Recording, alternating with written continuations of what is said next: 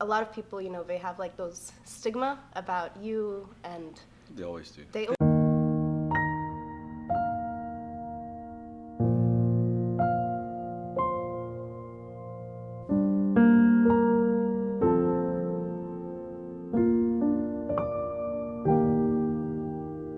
Hi everybody, welcome back to the channel. I'm so excited because today I have a special guest. Today I have with me Sifu Dan Lok, my mentor. He's helped me so much, as you all know, through my YouTube videos that I've been sharing about my experience taking the HTC program and actually accepting a mentor into my life. So today I really am honored to have you here, Sifu. This is a dream come true. I actually put it on the vision board. Welcome. So I'm glad to be here. Very and we're happy. in beautiful Maui. Beautiful You Maui. can't see the view, but we're in beautiful Maui. We're looking at it, so. But anyway, I just want to say that, guys, having a mentor has made such a huge impact on my life, and I wanted to bring Sifu in today to basically share his story, share his pains and everything that he has gone through. Because a lot of you might be thinking, well, look at him, look at his YouTube channel, over 1 million subscribers already. Congratulations, by the way. Thank you. But this is very doable. It's all about the mindset, the right mentorship, and that's why I actually brought him today to share his story on all the different things that he has been going through. He's been going through ups and downs throughout his life, but something that I really admire about you, Sifu, you have so much resiliency.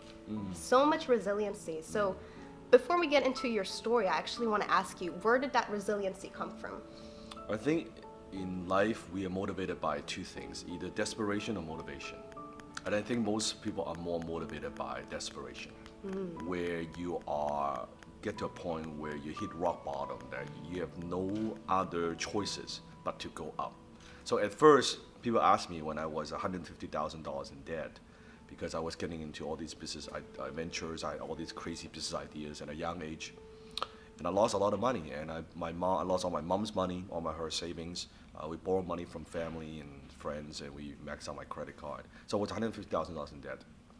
And people ask me, why are you so persistent, right? Why are you so determined that you keep pushing, you don't give up? The truth is, at the time, it's I couldn't give up, because who's gonna pay back the $150,000, right? My mom couldn't. I'm the only child in my family, so my mom couldn't pay back that money. And your mom wasn't able to work, right? She's never worked a day in her life. Right. So there's no skill or anything like that, right? Like working skill, right? She's a great mom. So, and also her English is not good, because at the time we're already in Canada. Right. So she can't find a job, anything like that. So because of that, I had to keep going. Like, I had to succeed. And I worked out the numbers. If I was to get a job, and even if I was to get a minimum wage job, it would take me like two decades to pay off this stuff, right? I'll be like an old man back by then, so that wouldn't work. So then later on, the persistence and the determination, then it changed from desperation, then it's to more motivation. Now I've accomplished a certain level of success. Now I'm motivated to, this is nice, that I'm able to turn my life around, I'm able to support my family, and then I can keep on going and going, right? So my career, I've been near bankruptcy twice in my career, like no bankruptcy, but near bankruptcy, very close to it, even after I've accomplished success. How did you feel at that time? Horrible. When you have nothing when you get something, this is bad, but when you have something, when you could lose it all, then you have something to lose, it's actually a much worse feeling. Because now you can see people are watching you, you feel the pressure of, what if, a lot of self-doubt, we talk about the lower self, right? I taught you, right? Where, maybe my first initial success, was that a fluke? Right. Was that luck? Was it really me that did it? Yeah, was that just by luck? So you were saying that you were so close to basically being 150K in debt, almost into bankruptcy. Okay. And the second time, I've already made a lot of money, and I was about to go bankrupt. Wow. And I remember you said that your dad also had that kind of situation. Did you ever think, am I following the steps of my father? That's a great question. So one of the reasons, my mom and dad got divorced when I was 16, right? Right. And my dad went bankrupt when I was 17 years old, 17. So he was left with $1 million in debt, US dollars, because his partner basically took all the money and disappeared. And my dad's guarantee was guarantor on everything, right? And my dad's like a super pearl, trusts everybody. Never thought about that would happen to him. Like one day went to the office, like everything was gone. That's horrible. And that destroyed him. And when I saw that, of course, when my dad went bankrupt, he called my mom and he told my mom that he couldn't support us anymore. And I had a lot of resentment towards my dad back then. And I swear to myself it would never ever happen to me. And guess what happened? That's exactly what happened. Exactly what happened. Business partner took off, left me with a bunch of debt, right? The good part is this happened to me early. That happened to my dad too late, and that just destroyed him. He was older. He was older, and he lost his confidence. He never ever recovered. He was not the same guy. He was not the same man that he was before. Did your father have that kind of support like you did, with a mentor and? No. My mom, it's my support, but my dad, he's never a like seeking a mentor kind of person. It's like I guess in the Chinese culture, you don't really do that, and he doesn't really learn anything. My dad wasn't a good businessman. He wasn't a very good businessman, and that's why a lot of these things he made the decisions. Yeah, he wasn't a good businessman. So, very two different. Your father, right? You grew up seeing his mindset towards business. Yes. And then you made that shift towards something completely different when it came to mindset. Yeah, because when I saw that, I saw what didn't work. So then I started seeking out like mentors in my own life. Because keep in mind, then when I was growing up, I had all these business failures. Right. I didn't have a father figure, a role model. Right. So, and at the time, internet wasn't, you can't go on YouTube and watch these things. You can go to the library. So I would go to the library, and I had a library card, and I would borrow a bunch of books. It's much easier now. Much easier. Yeah, at that time, I got to know the librarian. Like, oh, it's this young kid, like in a library, because nobody goes to the library, right? Like, very few people go to the library, and I go in there like 4 or 5 books every week. It's like, what the hell is this? And I'm reading all the business books and A nerd or something. a nerd. And then I would, I remember I would borrow those VHS tapes, Yeah. like autobiography about successful people. I would do that because I had no role model. So when I found my first mentor, Alan, so that changed my life because now I have someone that I could learn from, someone could teach me, someone just give me some guidance in life versus I'm trying to figure everything out on my own. Right? That's what I was doing. Yeah. So I'm grateful that, and that's why I'm such a big proponent of mentorship because having a mentor changed my life. And how did you close Alan on mentoring you? Okay, so mentoring. So with Alan, basically, I closed him. I was stalking him. Literally, I was stalking him at his house. But don't stalk Sifu. Yeah, but I was stalking him in his house, and I was just begging him and say, hey, can I work for you? Right. Can I do something? What can I do? He said no. And finally, after I bugged him enough times, he said, okay, fine, I'll say yes. And he not hired me as almost as an office assistant. Mm-hmm. Office clerk, and I was there just moving boxes and organizing stuff, photocopy. That was my job. But he was testing me, right? And eventually he said, "Okay, you're pretty serious." But he didn't pay me a whole lot of money. I think that's one of the lessons I learned that you want to work to learn, don't work to earn, right? Yeah. Most people I want to get a paycheck, like 2 weeks and every month I want to get paid. I wasn't looking. Even I had no money. I was in debt, but I wasn't looking towards that. And that's what a lot of people are doing in this Yeah, day and age. they're asking, oh, how much would you pay me, right. and all that. No, I wasn't. I don't care how much you pay me. You pay me next to nothing. But that I learned from him for 1 year, and I always refer that year as the $1 million year of my life because I got $1 million year worth of education from that year. He taught me a lot of different things. How business works, how sales works, how closing works, right? How marketing works. A lot of skills. A lot of skills. And he's a very interesting mentor because he doesn't do this kind of mentoring. He just does what he does and he throws things at you, lessons. You got to kind of pick it up. Like you got to observe. By observing, right? Yeah, he's not this kind of teacher. I am, but he's not like that. Right. Because he's never had a mentee. I'm the only mentee he's ever had, right? So. That's amazing. So it's a lot easier actually right now to learn from you because you're just giving us the slideshow and everything and a lot easier.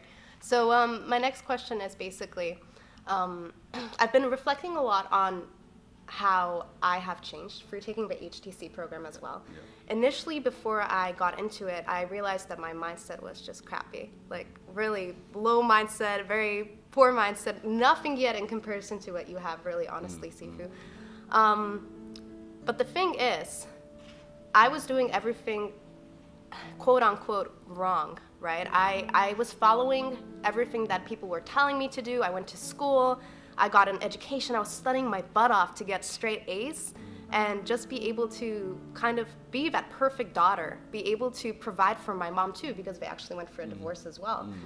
And went through college, went for everything, went into corporate, and at the same time I realized I could barely pay my bills too. So this whole time, you keep thinking you're doing everything correctly because people are telling you this is the step that you have to follow. These are the steps. If you do anything else, you're considered weird, you're considered strange. That's a lot of pressure, right? Yeah. And I know you've told us many stories, many times, even about that dinner you had with your whole family trying to tell you not to get into that. Yes. So it must have been a lonely journey. Especially like think about like in the Asian culture. Yeah. That it's like you go to school, you go to university, you get good grades, right? You know, you could be a doctor, lawyer, engineer, one of the three. That's just the way that it is, right? Like for like an Asian parent, especially they immigrated to Canada, like my parents, for me to get a good education, and I say, oh, I'm not gonna go to university. I'm gonna drop out. What the hell? Like, it's like almost like a slap to the face, right? Right. You can't do that. Because we're sacrificing all of this for you. And it's to them, it's like, oh, without education, you're gonna be a failure. It's like to them, it's like you're gonna be a homeless person. You're gonna live on the street. Like it's to them, it's like such a big thing, right? It took me many years to convince my mom to do that. But that's exactly what you're talking about. It's the path that the education system wants us to follow. And I talk about this in other videos where you have to understand that plan might have worked for your grandparents. It barely works for your parents. It probably doesn't work right now. Not probably, it doesn't work right now. Because you know it doesn't work. Look at the numbers. Right. Right? And if you look at how much debt people get into after college too. You look at the numbers, it doesn't work. Like you said, I am following the plan. I am a grade A student, right? I am trying to do that. I'm getting internships. I am doing all of this. I'm putting everything into it. And then you're doing your best, and you look at, like, where would I be 2, 3, 5, 10 years? You can see the path is not, like, it's going this way. Even if you do good, forget you don't do good. Assuming everything works out perfectly good, it's exactly the way you want it to be, and it's still, you're not nowhere where you want to be. That should tell you something, right? But I think nowadays, millennials, even young people, students, anyone, even people who have jobs, corporate jobs, they realize this kind of doesn't make sense. Because back then, internet and information, it's not as available as it is right now. Back then, oh yeah, I guess you do it, I do it, my friends do it, my neighbors, I like to follow that path, I guess it's the thing to do. But now it's like people watching other people, like, hey, he didn't do that, she didn't do that, they seem to be doing okay. What is going on, right? It's kind of funny because my brother, he's about 16 right now. Yeah. He told my mom, I don't want to go to college. Yeah. And to her, that was just kind of a shocker because all of us older siblings are all going to school. We're all doing everything. And I had to step in for a moment and kind of be on his side and tell her, well, am I really happy doing what I'm doing right now? Am I really satisfied with the lifestyle I'm having? And look at where we're at right now. Because last year, you know, I was in a lot of student debt. Thanks to HTC, I was able to pay a lot of that off. But the situation we were in, like you said, it would take you 2 decades to pay that off. Yeah. For me, probably less than that, but still, it puts so much pressure on you, and there's not much progress you can have in life if you don't change that situation. No, and plus, not just like a student loan, a student debt. This is like, you have to understand the school system is designed for a certain purpose, right? It's designed to create employees, workers, right? Worker bees, right? It's designed, and it's not even just designed to create workers, it's designed to imprison you. You think about how the school system works and how the corporation works. Right. You think about it. Okay, you know what? Most people, you go to school, you get good grades, you graduate, you find a man, right? You get married, couple. Right. Let's just get a house, get a mortgage, have a little baby. You're stuck. You're done. Yeah. That's it, right? And then before you know it, you're 40, you're 50, you're 55, 60. You're too old to do anything about it. Right. And look at how many people are like that. And then you look at retirement homes right now, too. Oh. That's Yeah. a horrible situation. You know, I was doing a lot of hospice care in the past. Yes, I know the story. And with hospice care, I noticed so many people are on Medicaid, and they barely have any money to be able to pay for anything. They have no savings. Their family is barely able to ever even visit them, maybe like once a week or something. And so I personally looked at that, and that was my big moment to wake up. Maybe similar to your father's story. You realize how short life is. Yeah. And there's not much time to be able to accomplish anything if you keep going down that path. Yes, and you also learn to see, when you see people, you talk about, like if you talk to someone who are elderly, right, you talk with them, they talk about regrets, most of them. Right. They talk about, oh, I wish when I was younger I would have done that, Yeah. I would have done this, I would have done that. And it makes you think about, wow, why there's so many regrets? Like, what can we do to not have those regrets? And part of it, I think, is choosing the right path. Really, you choose on the wrong path, doesn't matter how hard you work, you go into the wrong direction, right? And unfortunately, most people don't have the self-awareness. Like, you're fortunate, at least you know this is not working, Right. and you're seeking a different path. But for most people, they just don't have that awareness. They just social pressure, their parents or people around them. Very reactive. Very reactive. They kind of know they don't have a lot of clarity in their life. So, well, I guess my mom wants me to do that, my dad wants me to do that, my friends kind of do that, so I do that too. Like, they don't think about, no, it doesn't work. Even though maybe deep down they know it doesn't work, but they're like more like just follow along, right? Right. So what's your advice for people like that, who are in this position that they are uncomfortable and they feel like something's not right, but they're too scared to make any kind of decision? Maybe they're already older or they're young and they're still living with their parents. What's your advice for people who are in that situation? I say it's like when I teach the class, right? I talk about the Matrix analogy. It's a lot like that. Like, remember, if you've watched the movie Matrix, Neo was in the Matrix, but he felt something is off, right? Like, this is off. Everything seems to be fine, but nothing is fine, right? There's something off about this. It's Right. kind of the same metaphor where, like, I'm going to college, I'm getting a job, I'm doing this, but something is off. That I'm not happy, I'm miserable, or this is not where I want to be. Time just keeps spinning. Yeah, right, over and over, right. And same before you thing. know, 2, 3, 5 years gone by, and I think first of all, it starts off with you want something different. Because when you want something different, you will start seeking different information, right? And there's so much information now online, podcasts, so much information.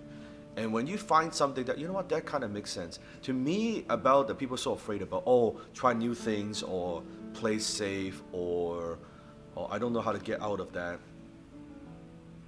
I would say, what are you afraid of? Like, what's the worst case scenario? Like, you talk about your background, hospital, that's life and death. Right. And you can even circle back to how I see life, why I'm so persistent. It's not life and death.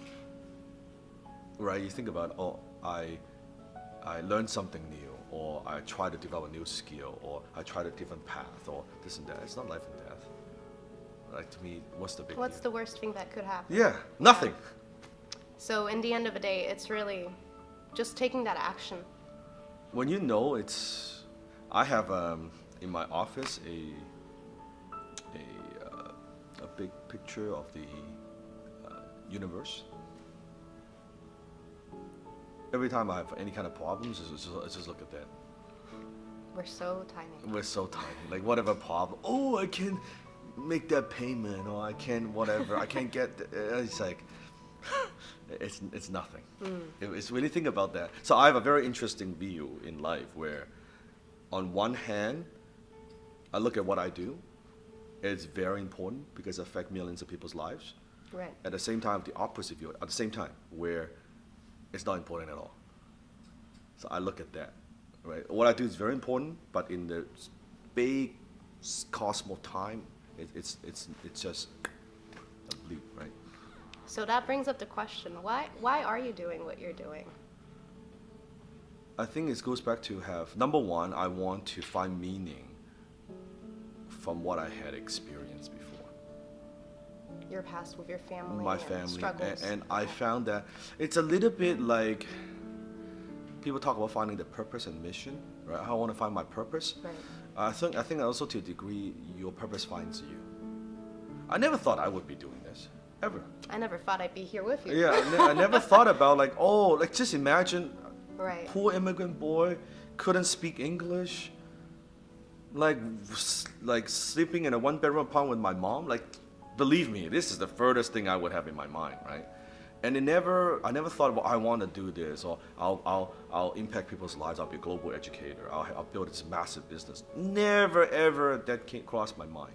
But it's more and more as I do it that like kind of my purpose finds me that, oh, I could do this. I like doing this. And as you like it and you do well, I'm good at this. Mm-hmm. And as on this journey, as I go, oh, not only I'm good at it, I've got something that other people may not have. Some kind of factor, some kind of gift. That maybe I have a gift for teaching, for simplifying. Before I didn't realize, but now, okay, yeah, you know, there are certain things I do better than anybody else.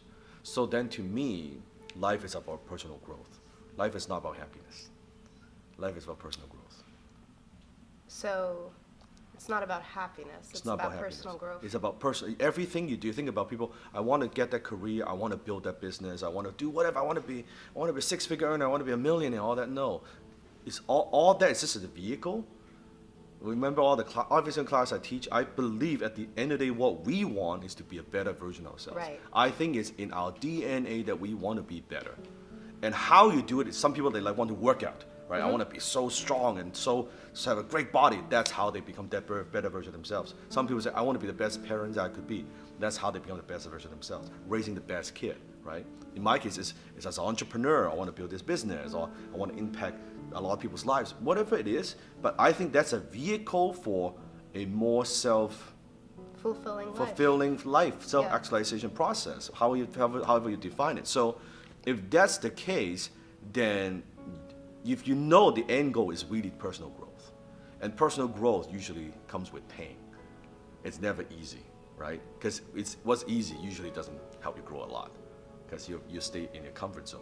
So when I know that I have that gift, then I just say, you know what? Why not fully utilize it? Why not just see how far I could take it? What's my limitation? What's my capability? Right? So that's what drives me. That's an amazing point too. And that's something new that I learned right now. It's not about happiness, it's about self-development and becoming that best version of yourself. Because happiness is very short term. Yeah. You have a good time, you have a drink with people, you laugh, you're happy. But it doesn't fulfill you at a deep level. Right? It's a very short term. You watch a comedy, that's funny, but then afterwards, you see that, right? Or you buy something, I want to buy that car. You buy that car so good. And then it goes away. But fulfillment, some fulfillment is you gotta seek, you gotta earn it, you gotta pursue, you got to fight, and that's what makes it worthwhile. And it's an ongoing journey. It's not a destination. It's not, because it's our need that we have, right? That's something that I noticed too. You know, I thought, I'll be so happy when I reach this certain goal. No. But then I realized I get there, I'm happy for like 1 minute, and then I'm seeking out that next thing that's going to fulfill me. Yeah. So then instead of seeking external factors, what I teach all of my students, you, right? Seek internal. If you seek internal, where I want to do it, not for validation, not for approval, not for whatever, but for your self-growth, you get all of that. Yeah. You don't need to focus on, you will get all of that. But then you also get the internal emotions that you want, which is what we all want, by the way. Right. It's just the companies, corporations, they want you to believe it's whatever drug that they give you, or what that would give you that, right? Right. Or this beer or something like that, or right? whatever it is, right? But all those marketing strategies. That's what I always seek. Yeah. Wow, that's amazing. That's a moment for me even that I'm going to be taking with me. So basically, a lot of the people that are watching my channel right now, they are entrepreneurs who are just starting out, like me, even last year when I started HTC. Yeah. And a lot of them probably are doing a ton of research as well. What's the next step? And there's so much information out there, like you said. Everything's so readily available for us online. And of course, then that's also, you're wondering what is that thing that's going to actually fulfill me. For me, I enjoy closing. I enjoy high-ticket closing. I enjoy helping people. And I enjoy getting them to that next level. For me, that's a very satisfying moment to be able to get that close on a phone too. But how would you direct somebody to find that high income skill? Because I know that you're teaching basically the wealth triangle to find that high income skill and then be able to get into a scalable business. And then of course that's creating your wealth. So how do people find what is that best skill for them? I think at the end of the day, the skills might be different in different things. It could be example, it could be high-ticket closing. It could be digital marketing. It could be whatever skill that you have that you can offer to the marketplace in exchange of money. That's what it is, right? That's really that simple. But at the end of the day, it doesn't truly matter what that skill is, as long as you offer the marketplace. But the skill that you have, let's say you're very good at managing Instagram account, right? Let's say you have that skill set, and the marketplace. This gap, what converts that your exchange, your service into money? This part, this is closing. Without this part, you won't get paid. Right. It doesn't matter what you do. It doesn't matter. You gotta sell. Nothing happens like without a sell in business, right? And everybody's selling everybody something all the time. And closing isn't just, being on a phone. No. It's a life skill. No, yeah, it's everything. It's communication in other words, Right. right? I like to use closing because just because you know how to communicate, it doesn't mean you know how to get results. But closing means you know how to get results, got right? that. You get results. So it means that you have an idea, you know how to communicate it, that would cause people to respond or take action or do something or not do something or make a decision not to do something. That's okay too. But this skill is what gets people paid. Right. And I say, no relationship. There's absolutely no relationship between being good at what you do and getting paid. Right. There's a huge relationship between being good at what you do, being able to close, and getting paid, right? Getting and those results. And the most highest paid people in the world, closers. Like I always talk about, closers not, people think about, is it you're negotiating corporate or your telephone or your salesman? No, Warren Buffett's a closer. Steve Jobs is a closer. Elon Musk is a closer. Jack Ma is a closer. They all know how to sell the idea, sell the vision to the world, to the team, to their employees, to the shareholders. That's what they all do. It's just at a higher level, right? But it's the same skill set, 100% same skill set. And then that skill set can easily go into your business. So a lot of people, me personally, I started investing in Amazon FBA. Yes. And I lost about $10,000 doing that, Yes. right? And it was so hard for me to come up with that money when I was at my corporate job too. Just, Yeah. I'm gonna put some savings aside, all of this, barely paying the bills. Yeah. And then I realized, oh shoot, I just invested $10K into Amazon, but I need more money to actually put back into scale. it, to scale that business. So I skipped that important part of not having a skill. So I just want to say thank you. Thank you so much for being my Sifu, my mentor, and opening my mind. I know I'm not where I want to be at yet, but I know that through this journey, I'm just going to keep growing, and your story is very inspirational. I hope that it's not just inspirational, though, because there's a difference between having inspiration and actually taking action. So inspiration, right? You can watch a webinar. Oh, that's really cool. That's inspiring too. But if you don't actually start implementing, like you say, right? You take a few things out of a book and you start implementing right away. Yeah, and I think the word inspirational, it's the most common words that I hear from my fans. Right. I see it in the comments all the time. It's part. If I want to do a search, that's most common used word. You inspire me, inspirational. Right. And it's nice that I inspire you. I motivate you. You watch me. You study my work. But to me, inspiration is more like, wow, you could go from here to there. That is very inspirational. I'm much happier to hear that. Hey, I took what you teach, and this is how I changed my life. Because you cannot take inspiration to the bank. You cannot take the inspiration to the hospital and help pay the bills that you need to pay. You can't use the inspiration to pay the mortgage or to help your kids, right? So it's nice to be inspirational, but I hope that it's inspired to take action. I would rather people, you know what, you watch less of my work, but you take more action, or you learn what you need to learn and you take more action. That would be my aspiration Right. for whoever's watching this, right? And that's amazing. That's why I really love what you do. You're actually motivating students to start getting those results instead of just watching a ton of content all the time. So anyway, I really wanted to say thank you so much for coming and actually being able to be on my channel. It's an honor to interview you. Thank you, Vic. Thank you. And if any of you are interested, there's a link below in the description for FU Money, Dan Lok's book. And you can do a free download right there as well. And until then, until the next video, keep taking action, never settle, and don't make any excuses. See you later. See you later.